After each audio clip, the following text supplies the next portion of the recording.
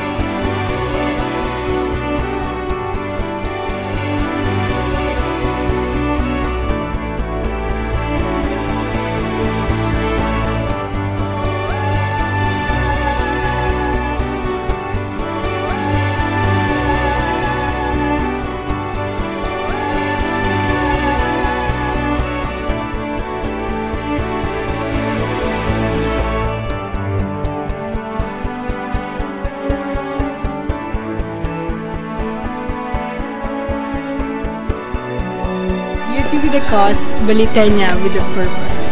Yan ang pinakamalaking challenge para sa ating mga mutya candidates. Ang maipakita hindi lamang ang inner and outer beauty, but also ang kanilang purpose bilang mga beauty queens. Kathleen K. Dalisay, 16, Mutya ng Sampalocan.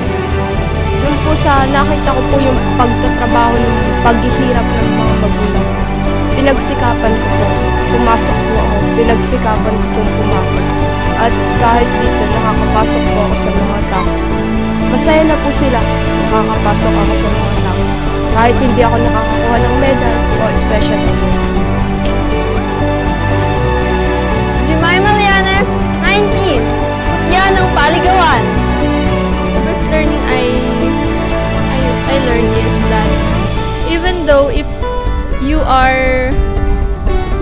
lose or you win in a contest, first thing is that you have to thank God because you have the opportunity to join that contest.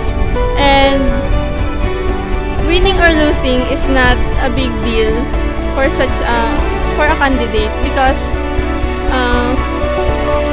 in that way you can show your sportsmanship for the other candidates.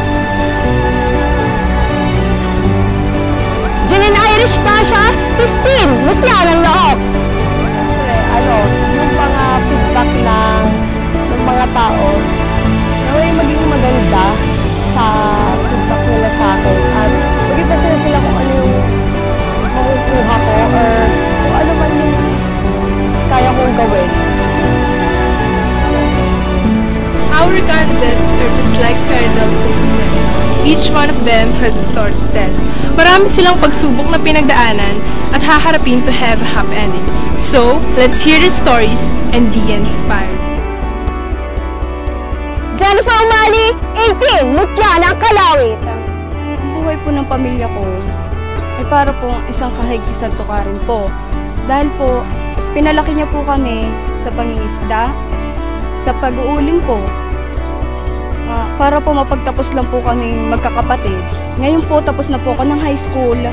Gusto ko po sana na pagkatapos po ng laban na to, makapaghanap po ako ng trabaho at makatulong po ako sa aking magulang, makaipon po, para po matapos ko po ang aking pag-aaral at makamit ko po ang aking minimithing pangarap. Jenny Ligambea, 18, Mutya ng Palsara. Pinakamasayang pangyayari po sa buhay ko is nung 18th birthday ko po. Kasi po nasabi ko po nung birthday ko na yun na nagsama-sama kami buong pamilya. Yung bonding, yung happiness na hindi ko pa nararanasan kasi magkalayo nga po yung family namin. Nasa Manila sila, nandito ako. Kaya nung birthday ko po, sobrang saya ko po. Yun po yung pinakamasayang pangyayari sa buhay.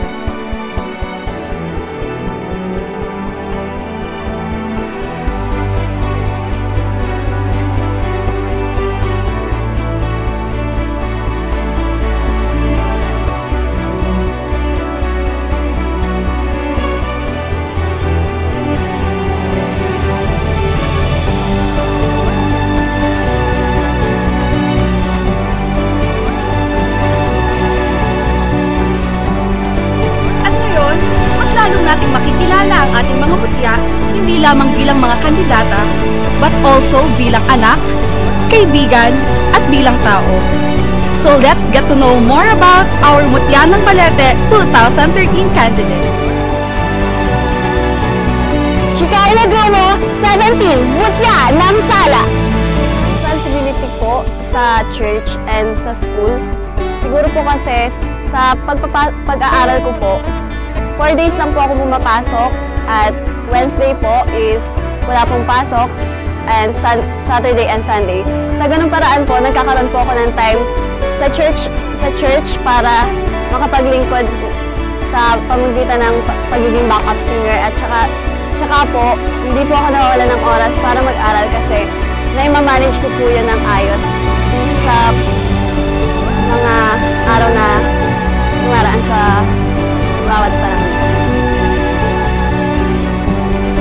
Annalisa Linatok, 20, Mutya ng Malabanan. Na-experience ko. Hindi ko po talaga kalain na makakasali po ako dito. Wala po akong kaide-ideya na papasukin ko po yung ganitong pageant, ganitong kaso po talaga. Parang sa sarili ko din, kailangan ko din kasi ng self-confidence. Tapos, kailangan ko din ng parang gusto ko din ng bago sa sarili ko kasi parang paulit-ulit lang yung nangyayari. Wala, parang normal lang. Gusto ko yung may challenge, yung hindi lang trabaho, bahay. Ayun, na-enjoy ko naman siya. Tapos, nakakilala pa ako ng madaming friends. Ayun, masaya. Joining a beauty pageant is a no joke, and being a beauty queen is a big challenge. Malagpasan kaya ng ating mga candidates ang mga pagsubok sa pagsali sa Mutya ng Balete, but also the challenges in their lives. Army Jerry's Paya, 18, Mutya ng Poblasyon. Of course, the biggest challenge in my life still is to prove myself that I can. Because there is some instance such as I failed to become running as a cum laude since my grades are lower than the expected standard grade. So that is a biggest challenge in my life that I still need to prove myself and I need to more focus still to have a positive outlook that still, if ever, I could be a top-notcher if ever so. Jessica Valencia, 19, Mutya ng Makina. Noong una, mahirap po kasi talagang kakapain mo pa yung ugali ng bawat isa. Pero ngayon, okay na po. Masaya. We have heard different personal stories about our candidates. We get amazed, surprised, and inspired. Patunay lamang ng ating mga candidates are just ordinary person like you, with extraordinary dreams in life. Bibilin Badilla, 19, Mutya ng San Sebastian. Dinidescribe ko po ang relationship ko sa aking pamilya. Sa totoo lang po, hindi po kami close. Kasi po, madali yung loob sa parang ko.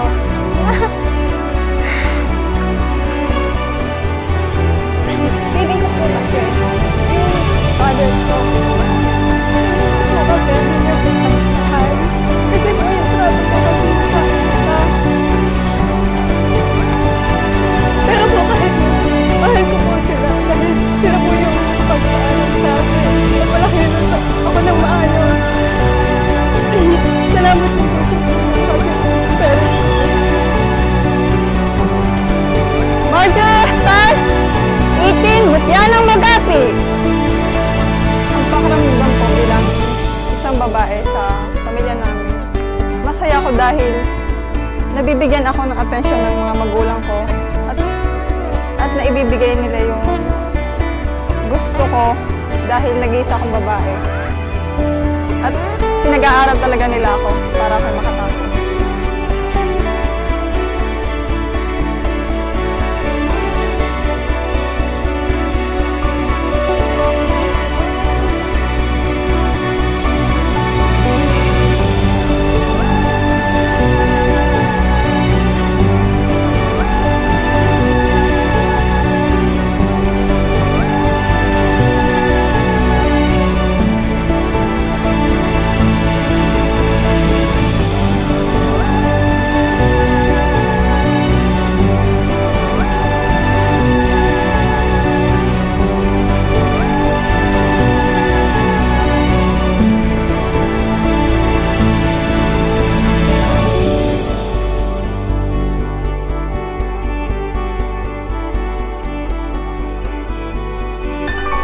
toughest part of the competition is the Q&A.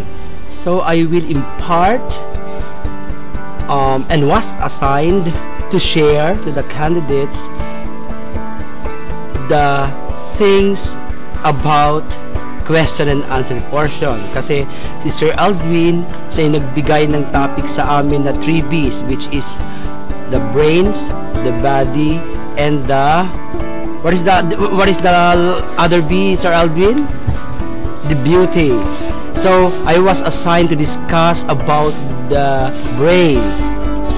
So the things that I can share with the candidate is about how they can answer the question directly and precisely. To all binibinis, good luck and have always your confidence. Sana yung mga naituro ko sa inyo, ma-apply nyo sa pageant. And congratulations and good luck sa magiging best in runway. Bilang kauna-una, Miss Balete, masyadong nakaka-pressure kasi ikaw yung una sa lahat ng tanong na pupunta sa'yo, lahat ng criticisms nasa sa'yo doon. Bilang kauna-una, Miss Balete, nandun yung kaba na titingnan ka ng mga tao kung ano magagawa mo para sa ating bayan, para sa Balete, at kung paano ka magiging magandang ehemplo sa mga kabataan. Para sa akin, maging representative ka lang ng barangay na kinabibilangan mo. Talagang instant panalo ka na eh. So what more kung ikaw pa yung i-announce na talagang title for that night.